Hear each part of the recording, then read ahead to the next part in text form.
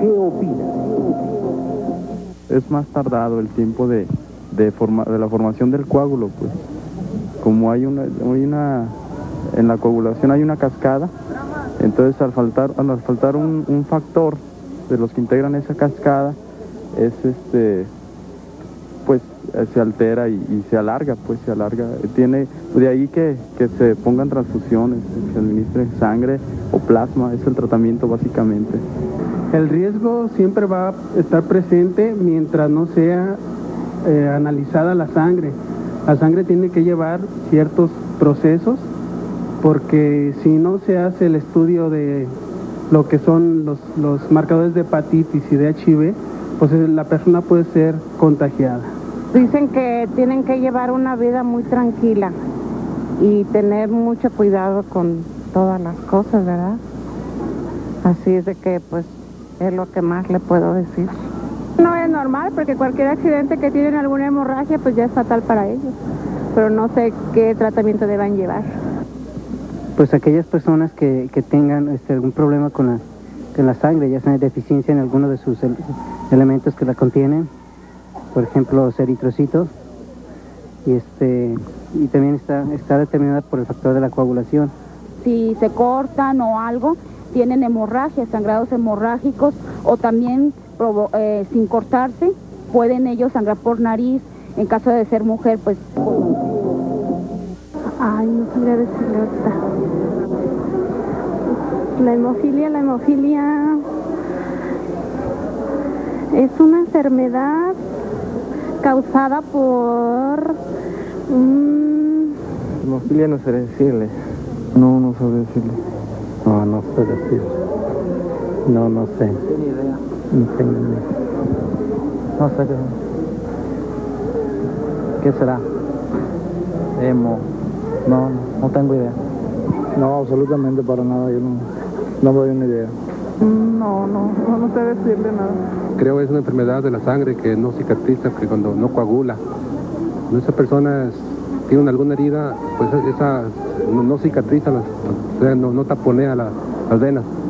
Eso es lo que la información que yo puedo darle, mínima, pero así eso creo yo que es la hemofilia. Es una enfermedad de la sangre, ¿verdad? Que no coagula, es lo que sé yo, no exactamente, o sea, más detalle no sé, pero sé que no coagula.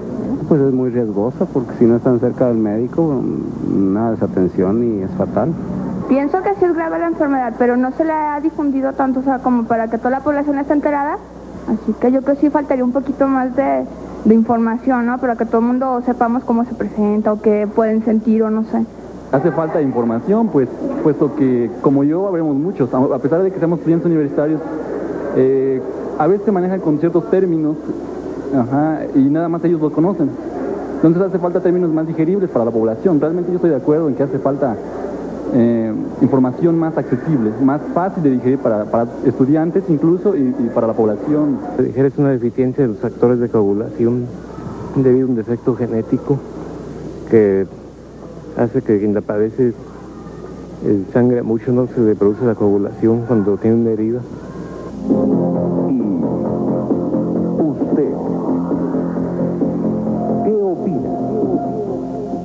Con la asistencia de médicos provenientes de Brasil, Canadá, Costa Rica, Estados Unidos, España, Israel, Venezuela y de diversos estados de la República Mexicana, desde ayer y hasta el 29 de mayo se celebra en la ciudad de Guadalajara, Jalisco, el segundo taller internacional de hemofilia y la segunda asamblea de la Federación de Hemofilia de la República Mexicana. En el mismo participan cerca de 400 pacientes, familiares, químicos y médicos, además de que se cuenta con la presencia de Declan Murphy, director ejecutivo de la Federación Mundial de Hemofilia, quien supervisará el nivel de organización de este programa, que es un preámbulo al 21º Congreso de la Federación Mundial de Hemofilia, a desarrollarse en la Ciudad de México en abril de 1994, en donde se espera a más de 2.000 personas de 75 países. La hemofilia es una alteración hereditaria que consiste en la poca o nula coagulación de la sangre, por lo que una persona que padece esta enfermedad debe cuidarse durante toda su vida, ya que cualquier herida, por leve que sea, le provoca una prolongada hemorragia. 1 de cada 10.000 habitantes tiene esta enfermedad, y en el caso particular de Guadalajara, están registrados 350 casos, pero se estima que el número potencial de los hemofílicos es de 600, entre los cuales hay casos leves, moderados y severos. Uno de los más grandes riesgos de esta enfermedad es la posibilidad de contraer el virus del SIDA por transfusión sanguínea, ya que el paciente debe someterse a constantes terapias de recuperación del factor coagulante de la sangre. Cabe señalar que un hemofílico, médicamente bien tratado, puede ser productivo, independiente y útil a la sociedad. Los congresos internacionales sobre la hemofilia, con sede en nuestro país, son de suma importancia. Gracias a estos, los médicos mexicanos pueden conocer las técnicas de tratamiento que se aplican en otros países, lo que beneficia directamente a los que padecen de esta enfermedad. Pero ¿y usted qué opina?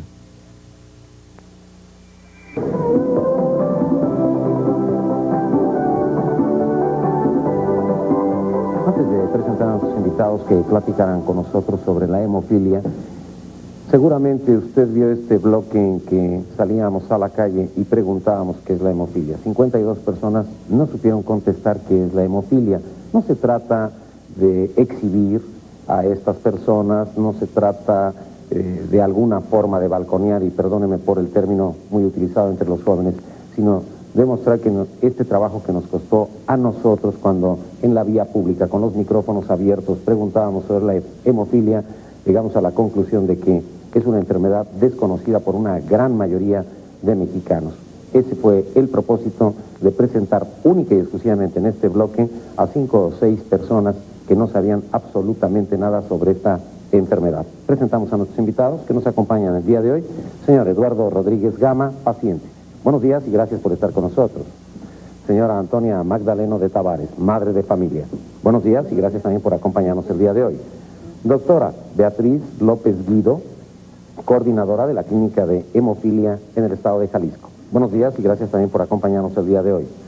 Doctor Abel Lomelí Guerrero, jefe del Centro Estatal de Transfusión Sanguínea de la Secretaría de Salud de Jalisco. Buenos días y gracias también por acompañarnos el día de hoy. Doctor Eduardo Covarrubias Íñiguez, fundador del Colegio Mexicano de Neonatología. Buenos días y gracias también por acompañarnos el día de hoy. Señora María Luisa Bastar de Abreu, presidenta de la Federación de Hemofilia de la República Mexicana, AC. Buenos días y gracias también por acompañarnos el día de hoy. Doctor Raúl Ambriz Fernández, presidente del Congreso Mundial de Hemofilia. Buenos días y gracias también por acompañarnos el día de hoy. Contador público Francisco Gaitán, presidente de la Asociación de Hemofilia de Jalisco, AC. Buenos días y gracias también por acompañarnos el día de hoy. Doctor Manuel Magallón, director del Centro de Hemofilia del Hospital La Paz en Madrid, España. Buenos días, gracias también por estar con nosotros el día de hoy. Doctor José Rodríguez Carrillo, hematólogo del Hospital de Especialidades del Centro Médico Nacional de Occidente, Instituto Mexicano del Seguro Social, Jalisco. Buenos días, gracias también por acompañarnos el día de hoy. Una enfermedad desconocida para muchos de nosotros, ¿por qué no empezamos por ahí? ¿Qué es la hemofilia? A ver, doctor Ambriz. Bueno, pues en términos muy sencillos, la hemofilia es un padecimiento que se estudia en el campo de la hematología y de otras especialidades. La hemofilia es un padecimiento hemorrágico, es decir, que los pacientes sangran por un defecto en su sangre. Ese defecto puede ser una deficiencia de un factor de la coagulación, hemofilia A, deficiencia de factor 8, hemofilia B, deficiencia de factor 9. En la coagulación existen una serie de factores que tienen números y nombres. Específicamente para hemofilia son el 8 y el 9 los que son deficientes. Al ser deficiente un paciente en sus factores de la coagulación, no coagula en forma adecuada. Y esto determina que presente hemorragias. Esas hemorragias pueden ser con heridas, en una forma muy simple, pueden ser con heridas. Lo más común puede ser el niño pequeño que empieza a caminar, que se cae y tiene una hemorragia en la boca, la hemorragia del frenillo, por ejemplo, por ahí aparecen. Pero también suceden hemorragias en las articulaciones, en las coyunturas. En las articulaciones, las hemorragias se dan por el roce que existe, por la presión que existe. y estas son las que van determinando que el paciente hemofílico presente problemas para caminar, problemas para trabajar, problemas para deambular, en fin. Pero hay otras hemorragias que pueden ser más graves. ¿Todos estamos propensos a esta enfermedad? No es así. Pero decimos que sí, nadie está exento de tener un paciente, un hijo, un hermano, o de llegar a tener algún nieto con hemofilia. Porque esta enfermedad se puede presentar como mutación. Pero yo creo que te referías más a si aparece en los varones y no aparece en las hembras la enfermedad. A ver, nada más en los varones. Nada más en los varones. Es una enfermedad que va ligada al cromosoma X. Los cromosomas son unas partes de nuestro organismo donde radica la producción de todo nuestro organismo. Entre el varón y la hembra existen diferencias. La hembra tiene 2 cromosomas X, el varón tiene un cromosoma X y un cromosoma Y, se llaman así. Entonces el trastorno, el lugar de producción del factor 8, del factor 9, radica en un cromosoma X. El varón, que solo existe un cromosoma X, es decir, el varón es XY, solo hay un cromosoma X, se manifiesta la enfermedad. En la hembra hay 2 cromosomas X. Entonces diríamos que como si el sano protegiera de alguna forma al enfermo y hiciera que no se manifestara la enfermedad. Por eso es clásico decir de que la hemofilia la padece el varón y en cambio la transmite la hembra, porque son los hijos de estas hembras portadoras con un cromosoma X anormal los que después pueden manifestar la enfermedad. ¿Y esto se puede detectar antes del nacimiento? Se puede detectar antes del nacimiento actualmente con técnicas bastante sofisticadas, con un estudio precisamente de la zona donde se produce el factor 8. Entonces eso se estudia en la familia y una vez que la mujer se considera que es portadora, se ha demostrado que es portadora y se queda embarazada, se puede decir con mucha exactitud si el feto que lleva es varón y si ese feto varón es hemofílico. ¿Cómo se puede diagnosticar que la señora sea portadora? ¿Cómo lo puede saber ella? ¿Por qué tipo de antecedentes o de qué? Bueno, lo normal es que se haga una historia clínica, que es el instrumento que todos los médicos utilizamos, investigando la posibilidad de que exista un antecedente familiar en relación a hemorragias inexplicables o hemorragias ya bien definidas. El hecho es que si la mujer que tiene ese antecedente se embaraza, lo adecuado es que se haga un diagnóstico que llamamos prenatal, que es a la 16ª semana. Mediante la fetoscopía se hace una toma de líquido amniótico y a través de él se estudian las células. Estos resultados del cultivo de las células se tienen en 2 semanas, se identifica el sexo y a través de esto se hace el diagnóstico de la posibilidad de hemofilia en el paciente. Sin embargo, Nino, sabemos que el 30% de la población hemofílica no hay antecedentes familiares que indiquen al médico que va a ser posible tener un hijo con hemofilia. El 70% hay antecedentes, el papá, el abuelo, familiares hacia atrás, que indican al médico la posibilidad de que vaya a ser hemofílico, sin que sea 100% seguro. Entonces, y el otro 30% nacen espontáneamente, no sabemos si por mutación, por fertilizantes, insecticidas, alguna razón, pero el 30% es así. Ahora, normalmente también, y luego hay ocasiones en que sí hay mujeres hemofílicas, es muy raro, pero sí hay mujeres hemofílicas, que es cuando se casa un hombre hemofílico con una mujer portadora de hemofilia. En ese caso se dan los casos de las mujercitas con hemofilia. Esto es muy peligroso para las mujeres, porque si es una hemofilia severa, pues caray, no va a llegar muy adelante en su vida, ¿sí? Pero si es una hemofilia leve, pues puede preverse en sus momentos de cuando llega a arreglar, ¿sí? Entonces se le cuidará para que no tenga problemas en ese periodo, ¿sí? Yo quiero comentar en cuanto a la frecuencia en mujeres, para que el público se dé una idea.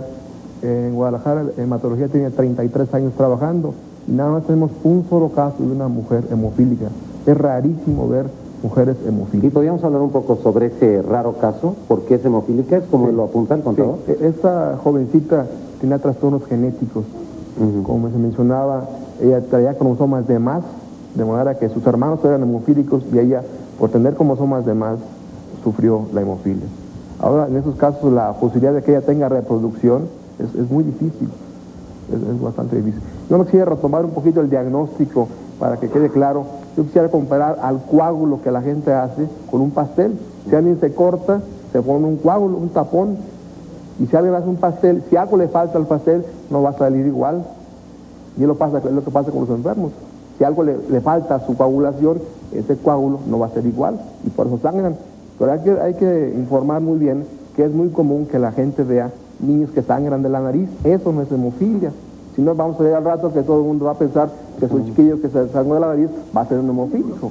El sangrado hemofílica, como se mencionaba, es un sangrado importante en articulaciones. ¿Cuándo nos damos cuenta de que tenemos un hijo hemofílico? Desde que nacen los niños. Quisiera que el neonatólogo nos platicara. Sí, o una mamá. O una mamá. Sí. Bueno, en el caso de mi hijo, ¿sí? Nos dimos cuenta de... ¿Ustedes tienen antecedentes hemofílicos? No, ninguno. No hay ninguno en la familia. O quizás se haya perdido, porque pues ahorita... Pero de la información que tienen no cercana, no. Entonces, en el caso de mi hijo, por ejemplo, nos dimos cuenta cuando parado en la cuna, se golpeaba el pecho con el barandal y se empezaron a salir unos moretones. Perdón, cuando nace su hijo, ¿qué le dicen? Que está perfectamente bien. Normal. Se le hizo la circuncisión y en ese momento sangró bastante, a los 2 días. Se le puso la primera transfusión, pero nadie nos dijo de la posibilidad de hemofilia, ¿no? Sino un accidente cualquiera, ¿no? Ni ustedes sospechaban nada, absolutamente nada. Pero pasa el tiempo y a la hora que él empieza a quererse parar en la cunita es cuando nos damos cuenta de moretones excesivamente anormales, cosas que no es una cosa normal, lógica. En ese momento empezamos a peregrinar con un médico, con otro. ¿Por qué a peregrinar? ¿Llegó usted con un médico? Pues que le... porque duda uno. Y creo que los padres, cualquier padre va a dudar del diagnóstico de un médico y no se va a confiar en uno. ¿Qué le decían los primeros médicos? Bueno, el primer médico, por desgracia, nos dijo que era leucemia, ¿sí? Y sin habernos preparado nada, tu hijo parece ser que tiene leucemia. Caray, en ese momento, si hubiera sido yo cardíaco, ahí me quedo, ¿sí? Entonces nos dio esa noticia, nos fuimos muy desconsolados, mi esposa y yo, y pues empezar a buscar otro médico. Después fuimos al Hospital Civil, hasta México. ¿Qué le dijeron del Hospital Civil? ¿Que era leucemia? No, que era hemofilia. El segundo médico ya nos dijo que era hemofilia, ¿sí? Posteriormente fuimos ¿Usted había México. escuchado antes de esa enfermedad? Nunca en mi vida. Nunca habíamos, ni siquiera, creo que en alguna ocasión leí algo de Rasputín, del hijo del zar de Rusia, ¿verdad? Que tenía hemofilia y nada más, pero fue una idea muy vaga, una información muy vaga. Le puedo decir que hemos hecho lo imposible por buscar alguna solución para la hemofilia, ¿sí? Hemos hasta comido tierra, ¿sí? No sé, que hay que la virgencita de ahorita lugar, vamos platicando de eso. Ahorita vamos platicando de eso. Va usted al Distrito Federal. ¿Y qué sucede en el Distrito Federal? Bueno, allá fuimos al imán, ¿sí? Estuvimos en el imán y nos diagnostican después de varios análisis de sangre que es hemofilia, definitivamente, ¿sí? Y luego después fuimos con el banco de sangre de Chora, aquí con el doctor, donde nos dice, pues es hemofilia, clavado, ¿sí? Entonces después de 4 o 5 diagnósticos dijimos, ok, es hemofilia. Hay que aprender a vivir con hemofilia y vamos a ver qué es esto, ¿sí? Y ahí empezamos a estudiar. ¿Qué edad tiene su hijo? 18 años de ahorita. ¿Cuántos hijos más tienen ustedes? Tengo 2 mujercitas más. 2 mujercitas más. La primera, luego después viene un hijo y luego otra mujercita más, ¿sí? Ahora, usted dice que hasta han tomado tierra. ¿Esto quiere decir que han recurrido a todos los tratamientos? A todo, homeopatía, hierbería, de todo, ¿sí? De todo lo hemos visto. Hasta, como le digo, comer tierra de una pared que había una virgencita ahí, que había que comer tierra y pues la verdad es que no resultó, ¿verdad? Y después de mucho tiempo, pues sí, la homeopatía sí nos ayuda un poco, pero no cura. Y nadie va, y yo ya me convencí de que nadie nos va a curar la hemofilia, ¿sí? Yo quisiera regresar un poco a la primera pregunta en relación a que si todos estamos propensos a esto. Creo que la pregunta es, bueno, cualquier persona puede padecer esta enfermedad, cualquier persona, como decía el doctor Rodríguez, que sangre por algún lado, ¿es factible sospechar que tiene hemofilia? No, definitivamente, es una enfermedad hereditaria, habitualmente de tipo familiar, habitualmente con una historia familiar, aunque por supuesto hay lo que se llaman mutaciones frescas y casos nuevos en donde no hay una historia familiar, como ya se ha dicho, pero en la cual, o en esta enfermedad en realidad, el diagnóstico es sencillo, ¿sí? Es decir, el diagnóstico es sencillo cuando se sospecha, y para sospecharla se tiene que conocer la enfermedad y se tiene que conocer los datos clínicos de la enfermedad. Y esto, como decía el doctor Raúl Ambriz al principio, cae dentro del terreno de la hematología. Por supuesto, el recién nacido que muy frecuentemente sangra por el cordón umbilical o sangra por la circuncisión, el neonatólogo debe sospechar esto y apoyarse en el hematólogo para que se hagan las pruebas que establecen el diagnóstico. Estas pruebas son muy sencillas, es muy fácil de hacer, la cuantificación de la actividad del factor 8 y del factor 9. ¿Sí? Pero vamos, no todo el mundo está propenso a esto. Esto no de padres a hijos, porque lo que él nos apunta es de que en la información que tiene, bueno, de antecedentes cercanos, no hay hemofílicos. Sí, es hereditario, como decía el doctor Magallón, es hereditario. No hay espontaneidad como la pero hay casos nuevos, aislados o mutaciones frescas. Mutación fresca significa que hay un cambio en el cromosoma producido por algún factor ambiental o propio del individuo. Y en ese momento se inicia una nueva familia de hemofílicos. ¿Sí? No era antes hemofílico, no había hemofilia antes en la familia, pero en la gran mayoría de los casos hay la historia familiar de la hemofilia. Si su hijo de 18 años se casa y tiene familia, si tuviese 2 hijos, ¿los 2 serían hemofílicos o las probabilidades como No, de acuerdo al patrón de herencia que ya está perfectamente establecido, bueno, está bien establecido, se sabe pues cuáles son las posibilidades.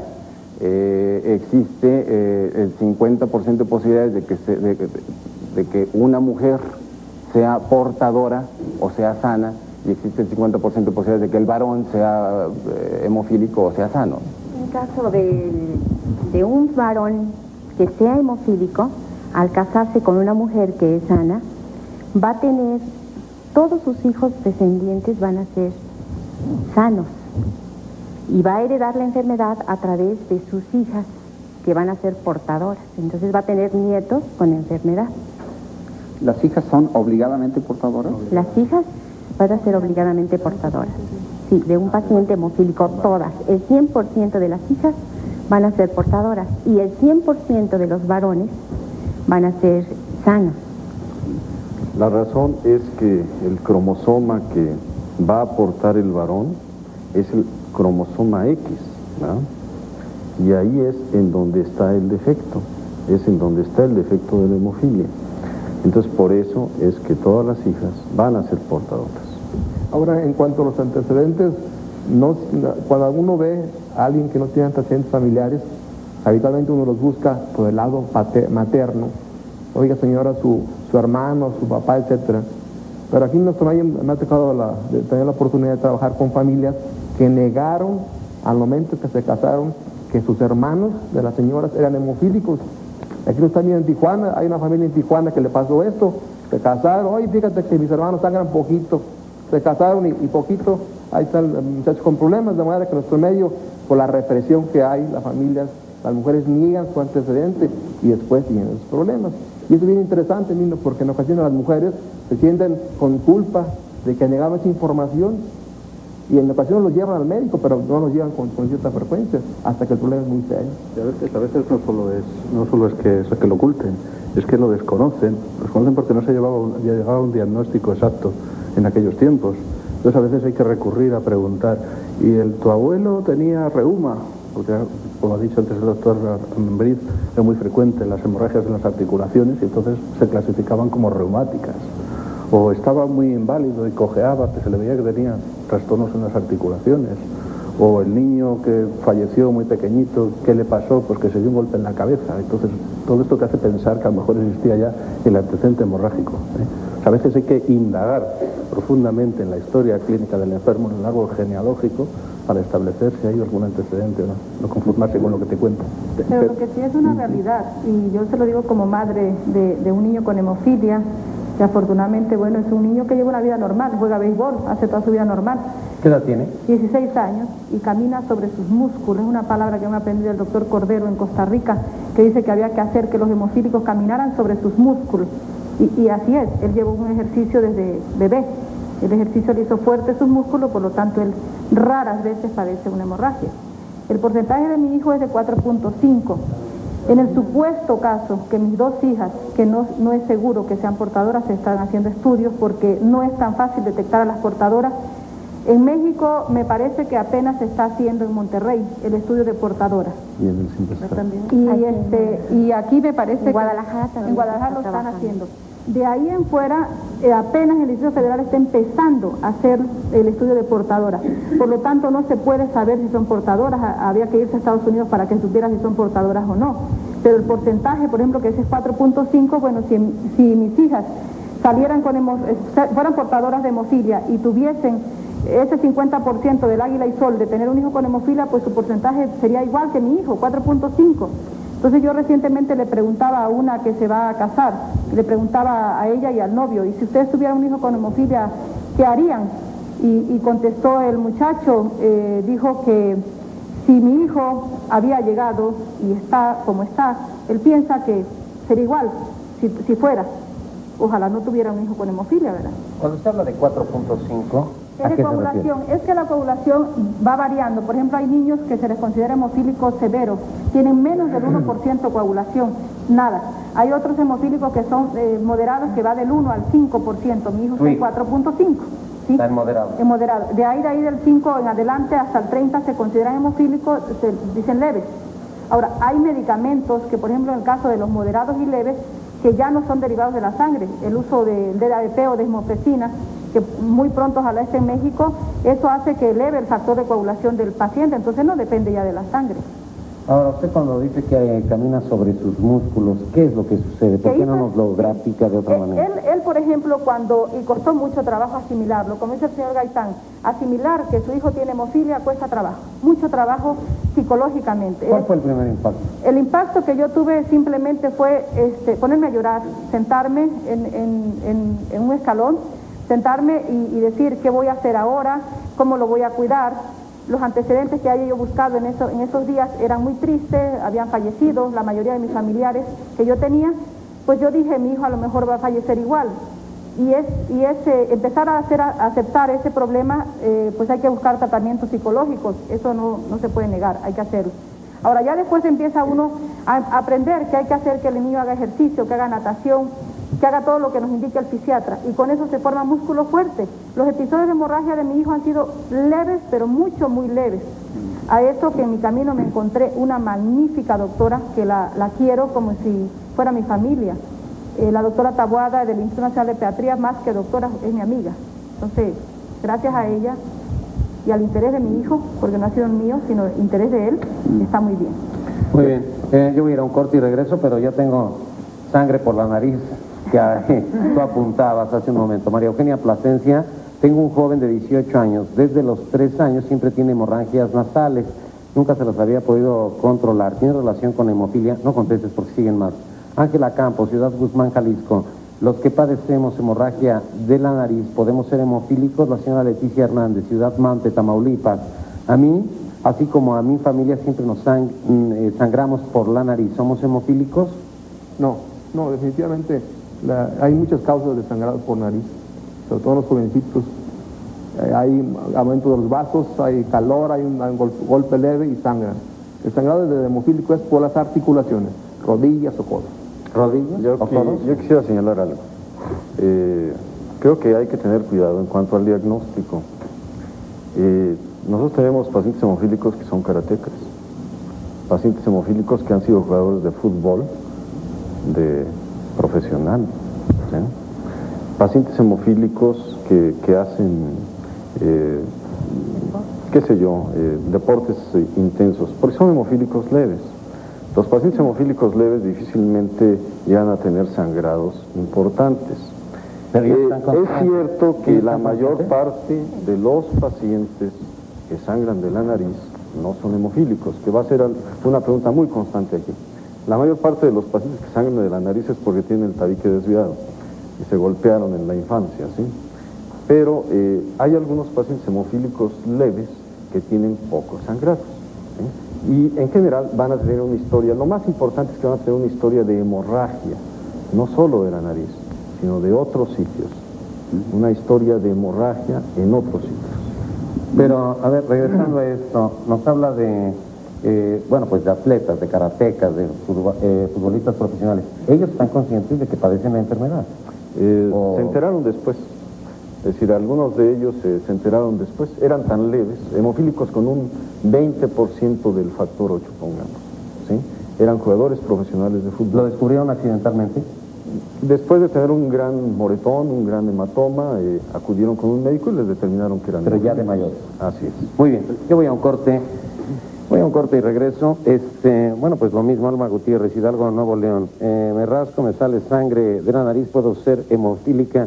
Qué bueno que lo apuntaste. Desde el principio no me imaginé que iban a llegar tantas llamadas telefónicas en relación a sangrados por la nariz.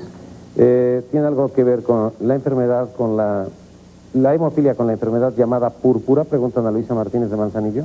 No. ¿No? Beatriz Domínguez, Parras, Coahuila. Tengo un hijo al que van a operar. Le salió 18. ¿Qué probabilidades tengo de tener su enfermedad? Es hemofilia. 18 es su porcentaje. Sí, pero de tener no. Ella no puede tener la enfermedad. O sea, ese porcentaje está. Ahora, ¿de cómo va a salir de esa cirugía? Bueno, pues se tiene que preparar con su hematólogo, que es un médico de cabecera de ellos. Pero ahí hay algo muy importante. ¿A qué se refiere con ese 18? Porque normalmente no se cuantifica el factor 8 en un sujeto que se va a someter a una cirugía. Entonces, es posible que eso se refiera a algunos de las pruebas de coagulación que se hacen, tiempo de protrombina, tiempo de tromboplastina. Primero hay que establecer a qué se refiere con eso y si realmente es un TP de 18 segundos, está muy alargado, pero eso no es hemofilia, debe ser algún otro tipo de padecimiento. Muy bien. Sandra San Miguel, comiencen a platicar sobre lo que es la hemofilia. Ella habla de Hidalgo, Nuevo León, hablen sobre si es hereditario, congénito. La señora Lilia, los médicos cuando ven a un niño al nacer, ¿se dan cuenta en ese momento de que puede ser hemofílico? No, definitivamente no. Al menos que exista ya el antecedente en la familia de hemofilia, se puede sospechar que ese niño puede tener hemofilia. Muy bien. Pero no se ve. Tengo llamadas en relación a otros asuntos. Mario Alberto López de Chihuahua, ¿por qué vas tanto a Guadalajara y nunca vienes aquí con nosotros? Te vamos a regalar una bonita corbata. Los tapatíos nos te regalaron corbata y si vienes acá no se te vaya a olvidar. Epilepsia, Chihuahua te espera. Hilda Cruz, bueno, pues me enferma Nino Canún. ¿Qué le hago? Gracias por su llamado, que le enfermo como locutor. Mariana Ramírez, me gustaría que transmitieran el programa por radio. Tengo que irme a trabajar y en realidad está muy interesante lo de hemofilia. Muchas gracias por su llamado. Carlos Garza, en la clínica 25 de Monterrey, los fines de semana hacen falta médicos especialistas en hematología. A veces cuando los niños están muy graves, pues no sabes ya qué hacer. El que les ayuda a la coagulación, mi hijo murió hace 4 días de hemofilia en esta clínica. Aguántame el corte, a ver si pronuncio bien y si no me corrigen, por favor. ¿No tienen criocipitado? Crioprecipitado. Bueno, aquí está mal. Que viene siendo el factor 8, que es el que ayuda a la coagulación. Doctor Lomelí, ¿le puede informar sobre el crioprecipitado? Si se refiere a Guadalajara, sí hay. Está hablando de la clínica de Monterrey, la clínica 25 donde falleció su hijo hace 4 días porque no lo tenía. De la ciudad de Monterrey, seguramente sí hay crioprecipitados y es posible también conseguir factor 8 industrializado, liofilizado, obtenido del plasma. Pero el crioprecipitado, actualmente en los bancos de sangre, en cada estado de la República hay un centro estatal de la transfusión sanguínea y hay un centro nacional en la Ciudad de México. Todo esto forma ya una red de bancos de sangre. Crioprecipitado es el factor 8 concentrado en una pequeña cantidad de plasma que se obtiene en un banco de sangre bien equipado. No es industrializado, se obtiene en el banco de sangre y hay suficiente. En la clínica a la que bueno, fue, en algunas ocasiones existe tantas necesidades que muchas veces lo que se produce en banco de sangre no es suficiente y puede haber habido... Lo que sí me gustaría decirle por qué se acaba el crío tan rápido. Mire, normalmente un paciente, vamos a suponer que traiga una hemorragia intracraniana, ese paciente se puede llevar alrededor de 400 o 500 donadores de sangre, pero en un 2x3. Entonces, lo que tenía el banco de sangre almacenado, si llega otro paciente no va a tener en ese momento, hay que coordinar entonces los centros de hemoterapia que honestamente están haciendo un magnífico papel, se coordinan entre los centros para poder llegar, pero no es tan rápido. Y si el muchachito viene con una hemorragia intracránea del otro, pues y no lo hay, entonces ¿qué pasa? Pues desgraciadamente fallece, ¿no? Eso es lo que sucedió. Ya la leyó, ¿verdad? Sí. Ya la leyó. Sí. Murió hace 4 días un pequeño hemofílico. Yo voy a un corte y regreso. 611-0103 es un conmutador con 10 líneas disponibles para usted aquí en la ciudad de Guadalajara, Jalisco. Lada 800.